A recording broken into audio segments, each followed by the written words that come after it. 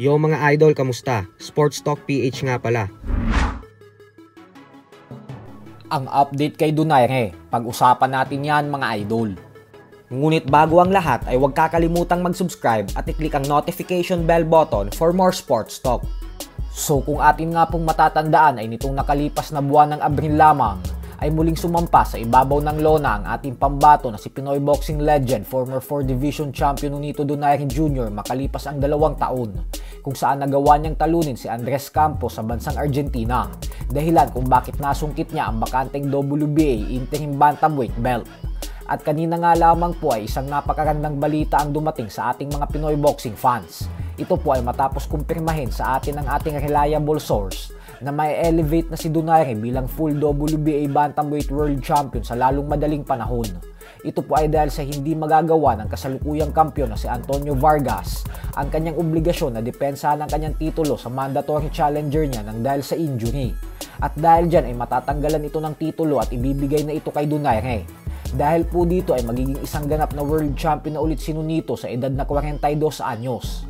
Bukod dyan ay sinabi din po ng ating mapagkakatiwalaan na source sa loob ng boxing na nakatakdang depensahan agad ni Donaire ang kanyang world title belt sa former Japanese world champion Seiya Tsutsumi sa December 17 sa bansang Japan.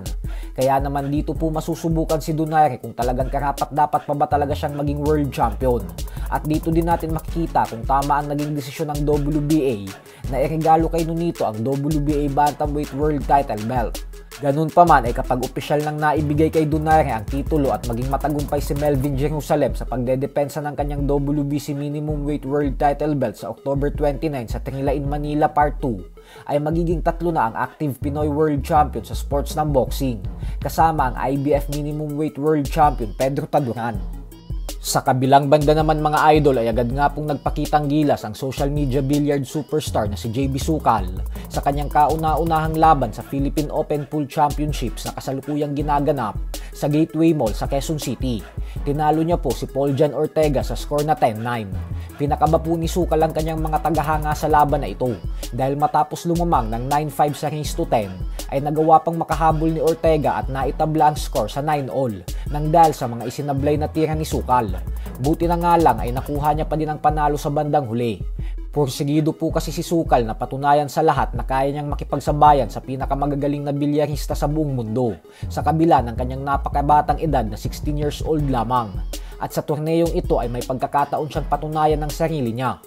Samantala, naging matagumpay din nga po ang 2025 Reyes Cup MVP na si AJ Mana sa una niyang laban, kung saan tinalo niya ang kapwa niya Pinoy na si Dennis Po sa score na 10-4. Tandaan po natin na ang Philippine Open ay single eliminations ang batas. Ibig sabihin ay isang talo mo lang ay laglag ka na sa tournament. Kaya napakahalaga po ng bawat laban dito.